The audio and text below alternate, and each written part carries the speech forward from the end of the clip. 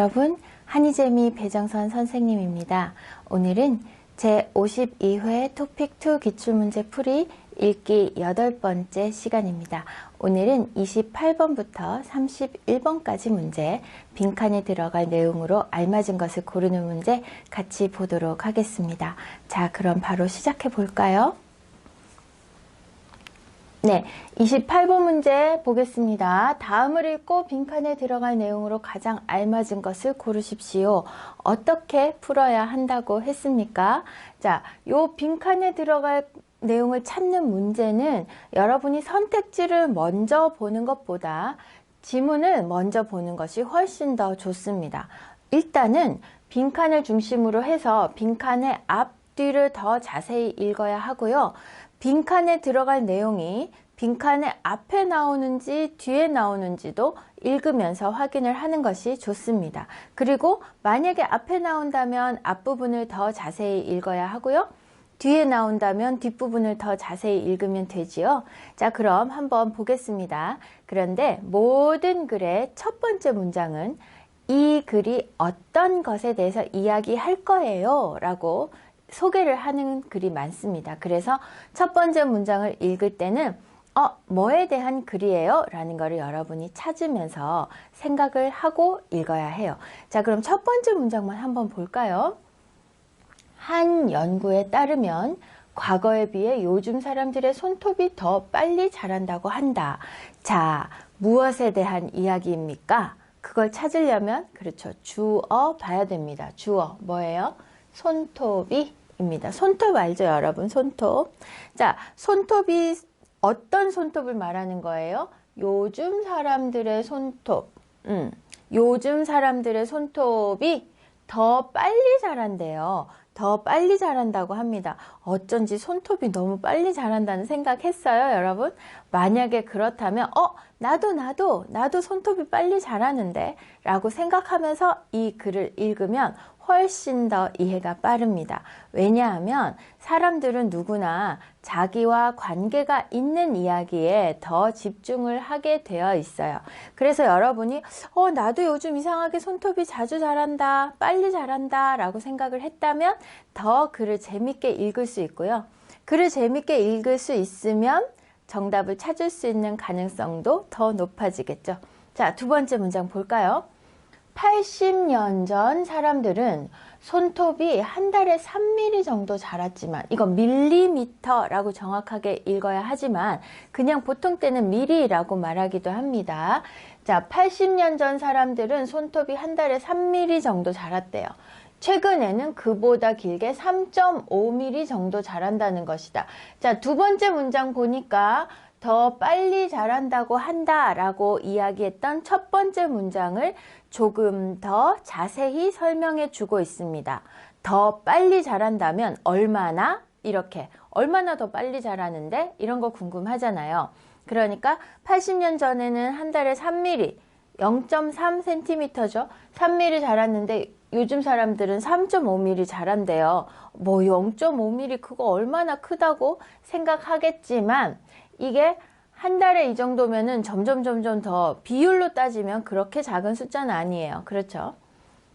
자, 이제 보겠습니다.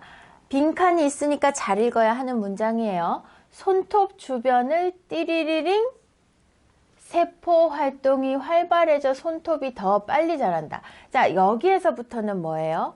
손톱이 더 빨리 자라는 이유를 말하고 있습니다. 그럼 요 앞에는 뭐예요? 이 앞에는 더 빨리 자라요 하는 것만 이야기했어요. 빨리 자라요, 얼마나 빨리 자라요 까지 이야기를 했습니다. 그리고 빈칸이 있는 이 문장부터는 왜 이야기하는 부분이에요. 그러면 빈칸에 대한 내용을 찾을 때는 어떻게 해야 돼요? 앞부분이 아니라 뒷부분을 봐야겠죠. 이 앞에는 얼만큼 빨리 자라요 하는 이야기가 이제 끝났잖아요. 이 문장부터 새로운 이야기가 나옵니다. 왜 더 빨리 자라요 하는 이야기가 나오기 때문에 빈칸에 들어갈 내용을 찾기 위해서는 앞부분은 이제 신경 안 써도 괜찮아요. 뒤를 잘 읽으면 됩니다. 자, 손톱 주변을 하고 띠리리링 세포 활동이 활발해져. 요거도 아서어서 문법이에요, 여러분. 세포 활동이 활발해져서 이런 말입니다. 자, 세포 활동이 활발해져서 손톱이 더 빨리 자란다. 그러면 세포 활동이 어떻게 하면 더 활발해지는지를 뒤에서 찾으면 돼요. 맞아요? 세포 활동이 활발해져서 손톱이 더 빨리 자란대요. 그러면 연구팀은 최근 컴퓨터나 휴대전화의 자판을 누르는 등 손가락 끝을 사용하는 일이 많아지면서 손톱이 자라는 것에 영향을 준 것으로 보았다. 손가락 끝을 사용하는 일이 많아진대요. 그러면 뭐예요? 컴퓨터 자판, 휴대전화 막 이렇게 하면서 손가락 끝을 사용하는 일이 많아졌어요. 자, 요런 행동들이 많아지면서 세포 활동이 활발해졌겠죠. 그죠? 자, 그럼 손가락 끝을 사용하는 일, 이것과 관계 있는 내용을 선택지에서 찾으면 되겠습니다. 자, 손가락 끝을 사용하는 일과 관계 있는 내용을 선택지에서 찾아볼게요. 깨끗하게 관리한다. 깨끗하고 깨끗하지 않고의 문제가 아니에요. 지금 뭐예요? 사용의 문제입니다. 손가락 끝을 사용하는 문제예요. 자, 그래서 깨끗하다는 상관이 없어요. 1번 땡. 감싸서 보호해준다? 보호해요? 사용하지 않는 거잖아요. 이것도 아니에요. 자극하는 활동을 하면, 자극한다는 게 뭐예요? 톡톡톡톡톡톡톡톡톡 요거죠. 그죠? 손가락 끝 컴퓨터 자판을 칩니다. 그리고 핸드폰 씁니다. 자, 자극한다는 게 사용하는 거죠. 사용하면 자극이 되죠. 3번이 가능성이 높고요. 건조하지 않게 해주면, 건조하다 안 건조하다 이야기 하나도 없었습니다. 그래서 정답은 3번 되죠. 손가락 끝을 사용한다. 톡톡톡톡 두드리면 여기에 자극이 되겠죠, 여러분. 그죠? 그래서 이 28번 지문을 읽으면서는 여러분이 무엇을 생각해야 하느냐면, 앞부분에서는 내가 찾을 게 없구나. 빈칸에 들어갈 내용은 뒤에서 찾아야 하는구나 라는 걸 먼저 알아야 돼요. 그리고 어떤 부분이 가장 중요한 힌트가 되느냐, 그걸 찾아야 하는데요. 여기에서는 손가락 끝을 사용한다. 휴대전화 자판을 누른다. 컴퓨터나 휴대전화의 자판을 누른다. 손가락 끝을 사용한다. 그래서 세포 활동이 활발해진다. 요거를 연결할 수 있으면 여러분이 정답은 쉽게 찾을 수 있었을 겁니다. 그죠? 자, 뭐든지 사용을 하면 자극이 돼요. 그래서 사용한다는 것과 자극하는 활동을 한다는 것을 연결시킬 수 있으면 훨씬 더 빨리 그리고 훨씬 쉽게 정답을 찾을 수 있었을 거라고 생각을 합니다. 자, 첫 번째 문장을 읽으면서 무엇에 대한 이야기예요? 찾아야 하고요. 그리고 그 무엇에 대한 이야기가 어떤 식으로 펼쳐집니까? 그리고 이 빈칸에 들어가야 할 내용은 빈칸의 앞에서 찾아야 할까요? 뒤에서 찾아야 할까요? 생각하면서 읽으면은 훨씬 쉽게 정답을 찾을 수 있는 문제 유형입니다. 자, 그러면 29번 문제 보겠습니다. 네, 29번 문제 볼게요. 첫 번째 문장 읽을 때 어떻게 합니까? 그렇죠? 무엇에 대한 이야기입니까? 찾아야 돼요. 찾아볼게요. 한국에서는 보통 명절에 여러 가지 나물을 만들어 먹는다. 자, 주어가 중요하고요. 만약에 주어가 없는 문장이라면 목적어 중요합니다. 이가 또는 은는 그리고 을을 있는 말 찾아보면 돼요. 자, 여기에서는 한국에서는 보통 명절에 여러 가지 나물을 만들어 먹는다. 해서 이가는 없는데요. 없는 주어가 뭐라고 생각해야 돼요? 한국 사람들은 뭐 이 정도 생각하면 되겠죠. 한국에서는 보통 명절에 여러 가지 나물을 만들어 먹는다 해서 요 나물에 대한 이야기를 하고 있는데요. 나물이 뭔지 알아요, 여러분? 한국 식당에 가면 많이 주는 반찬들이 있잖아요. 그죠?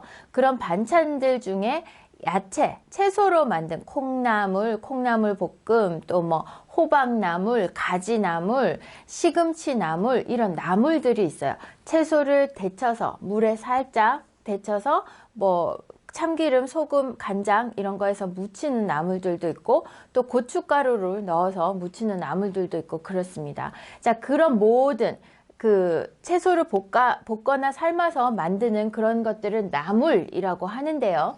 이 나물을 만들어 먹습니다. 명절에.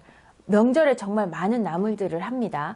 추석, 설날 이런 명절에 나물을 해요. 집집마다 조금씩 다르지만 뿌리 채소, 줄기 채소, 잎 채소를 재료로 해서 3가지 종류의 나물을 만드는 것이 기본이다 라고 했습니다. 자, 첫 번째 문장에서는 뭐예요? 한국 사람들은 나물을 만들어 먹는다. 명절에. 그죠? 이런 정보를 딱 주죠. 내가 이제 앞으로 한국 사람들이 만들어 먹는, 명절에 만들어 먹는 나물에 대해서 이야기할 거예요 라고 정보를 줬습니다. 그 다음에 두 번째 문장은 집집마다 나물의 종류는 조금씩 다르지만 보통은 이렇게 만들어요 라고 해서 첫 번째 문장을 조금 더 자세하게 썼습니다. 자, 어떻게? 뿌리 채소, 줄기 채소, 잎 채소를 만든다. 여러분, 뿌리, 줄기, 잎 알아요? 자, 식물이 있으면, 나무가 있으면은 요렇게 되잖아요. 그죠? 네. 여기가 요런 것들이 밑에 땅 밑에 있는 이 부분이 뿌리, 그리고 요런 부분들이 줄기, 그리고 여기가 잎 이렇습니다. 그래서 뿌리 채소 중에 하나, 줄기 채소 중에 하나, 잎 채소 중에 하나, 이렇게 3가지를 재료로 해서 나물을 만든다 라고 했습니다.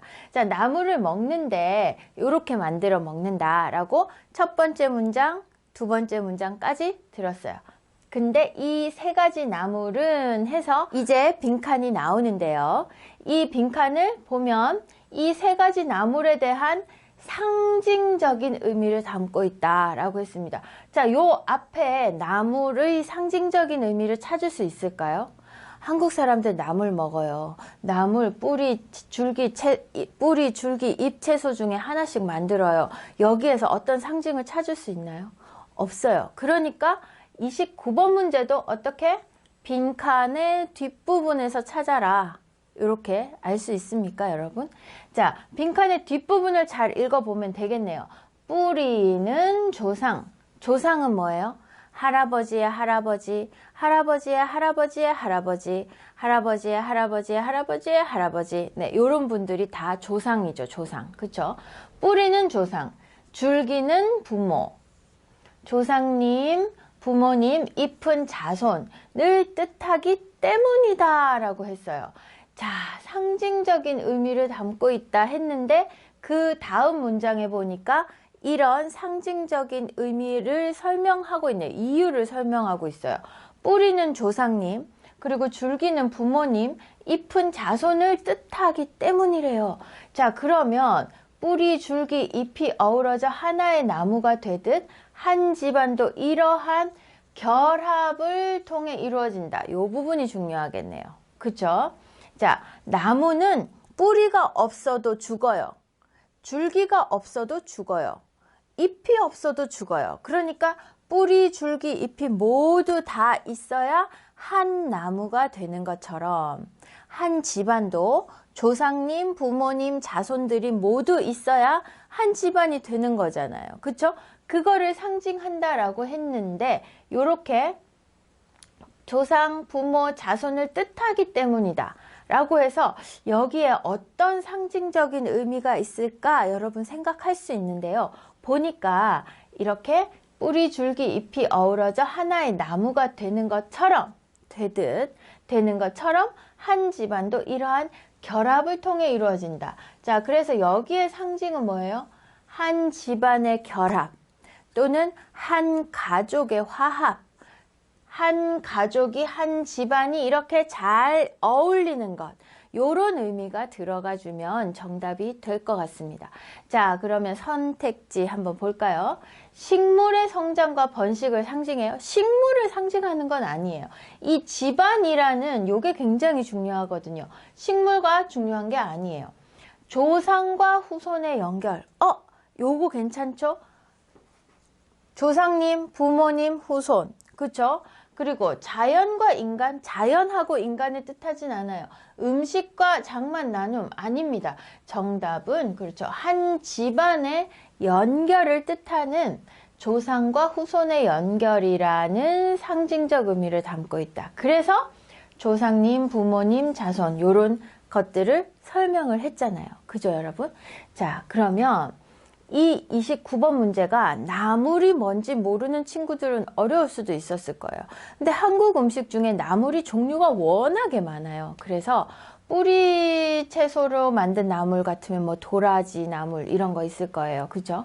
자, 어쨌든 이런 나물을 3가지 이상은 하거든요. 보통 그 명절에는 3가지 하는 집도 있고 5가지 하는 집도 있고 막 그래요.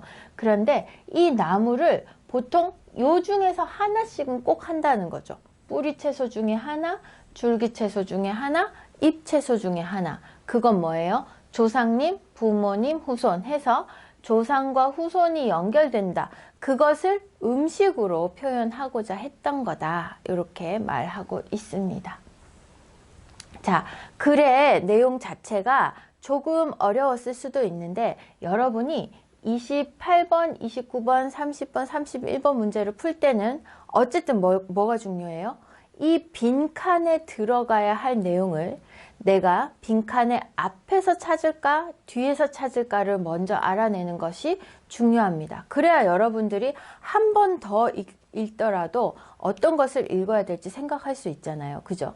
근데 이 앞부분에는 나물 해 먹어요. 나물은 보통 요렇게 3가지 만들어요. 그게 상징적인 의미가 어떤 게 있겠어요? 상징적인 의미가 들어갈 수가 없잖아요. 그래서 상징적인 의미를 담고 있다 할 때는 상징적인 의미와 관계가 있는 이제 이 뒷부분에서 상징적인 의미에 대해서 설명을 했기 때문에 뒤에서 찾아야 돼요. 그죠? 그래서 이 뒷부분과 관계가 있는 것을 찾으면 선택지 2번 쉽게 찾을 수 있었을 거라고 생각을 합니다. 자, 그러면 30번 문제 볼게요. 여기도 첫 번째 문장 무엇에 대해서 이야기해요? 찾습니다. 자, 전자레인지는 보통 음식을 따뜻하게 데울 때 사용된다. 자, 첫 번째 문장에서 주어 또는 목적어 중요하다고 했습니다. 이 문장에서 주어가 뭐죠? 그렇죠. 전자레인지는 이게 주어예요. 자, 그러면 뭐예요? 전자레인지에 대해서 내가 이야기할 거예요. 여러분 전자레인지 알아요? 네. 라면도 끓여 먹고 요즘에는 그죠? 한국의 모든 편의점에는 전자레인지가 있죠. 핫도그도 데워 먹고 소세지도 데워 먹고 하는 거잖아요. 삼각김밥도 데워 먹고. 자, 전자레인지는 보통 음식을 따뜻하게 데울 때 사용된다. 맞죠? 전자레인지에 대해서 이야기할 거예요. 라고 첫 번째 문장에서 힌트를 줍니다. 그럼 두 번째 문장 볼게요. 그런데 전자레인지 언제? 음식을 데울 때 사용된다 했어요. 그런데 전자레인지는 직접 열을 가하는 것이 아니라 음식에 포함된 물 분자의 움직임을 이용하여 음식을 데운다. 두 번째 문장 보니까 전자레인지가 음식을 데우는 원리를 설명하고 있습니다. 전자레인지는 가스레인지처럼 정말로 열을 막 이렇게 가하는 게 아니에요. 그쵸? 자, 음식에 포함된 물 분자의 움직임을 이용하여 음식을 데운대요. 그럼 음식에 포함된 물이 없으면 데울 수가 없겠다. 맞죠? 자, 음식에 포함된 물 분자가 막 움직이는 거예요. 전자레인지가 음식을 데우는 원리를 두 번째 문장에서 설명했습니다. 자, 음식물에 전자레인지에 전자파가 닿으면 전자레인지를 영어로 마이크로웨이브라고 하죠. 음식물에 전자레인지에 전자파가 닿으면 음식물 안에 있는 물 분자들이 진동한다. 이렇게 하는 거죠. 진동하면서 열이 발생하는 것이다. 여러분 추울 때 뛰거나 막 이렇게 몸을 비비면 몸에서 조금 열이 나죠. 따뜻해지죠. 물 분자들을 음식물에 전자레인지에 전자파가 닿는 거예요. 전자레인지는 전자파만 쏴줍니다. 그럼 음식물 안에 있는 물 분자가 막 움직여요. 그러니까 뭐예요? 열이 나는 거죠. 그쵸? 자, 음식물 안에 있는 물 분자들이 진동하면서 열이 발생하는 것이다. 한편, 자, 그래서 세 번째 문장은 이 음식에 포함된 물 분자의 움직임을 이용하여 음식을 데운다 라고 했던 이 문장을 자세하게 설명하고 있습니다. 사람들이 두 번째 문장을 읽으면 음식에 있는 물 분자의 움직임을 이게 무슨 말이야? 이렇게 생각하잖아요. 그러니까 사실은 이런 거예요. 이렇게 해서 음식물을 데우는 거예요 라고 세 번째 문장에서 훨씬 자세하게 설명을 해줬습니다. 한편 선생님이 쓰기 영상에서도 이야기를 했는데 앞에 있는 내용과 뒤에 있는 내용이 원인과 결과도 아니고 시간적인 순서도 아니고 이야기의 방향이 조금 바뀔 때 가장 자연스러운 말이 바로 한편이에요. 지금까지는 무엇에 대해서 이야기했어요? 전자레인지가 음식을 데우는 원리에 대해서 이야기했어요. 그런데 한편이라는 말이 나와요. 이제 이야기의 방향이 바뀔 거예요. 그리고 빈칸은 한편 뒤에 있네요. 그러면 이 한편 앞부분과 한편 뒷부분은 조금 다른 이야기예요, 여러분. 그럼 빈칸에 들어갈 내용을 찾을 때는 한편부터만 잘 보면 되겠네요. 그쵸? 자, 보겠습니다. 한편. 얼음은 전자레인지에 전자파가 닿아도 녹지 않는다. 얼음은 전자레인지 안에 넣어도 녹지 않는데요. 얼음 속에 물 분자가 얼어 있어서 띠리리리링. 자, 얼음은 전자레인지에서 녹지 않는 이유가 얼음 속에 물 분자가 얼어 있대요. 물 분자가 얼어 있다. 그러면 물 분자들이 진동할 수 있어요? 없어요? 없네요. 그러면 움직이지 않는다라는 거 찾아야 하니까 부피가 커진다. 지금 뭐예요? 녹지 않는다. 이 부분이 중요해요. 얼음이 왜 녹지 않아요? 물 분자가 얼어 있어요. 그러니까 어떻게? 뭐 할 수 없어? 진동할 수 없어? 네, 이렇게 찾아야겠네요. 자, 그러면 움직이지 못하기 때문이다. 이렇게 찾으면 되겠네요. 자, 전자레인지의 원리를 설명했습니다. 전자레인지가 음식을 데우는 원리를 설명했어요. 이 한편 앞부분까지는 전자레인지가 음식을 데우는 원리에 대해서, 한편 뒷부분에는 얼음이 그래서 니네들 전자레인지에 돌리면 녹을 것 같지? 안 녹는다? 라고 얼음이 녹지 않는 것에 대해서 조금 각도를 틀어서 이야기를 했는데요.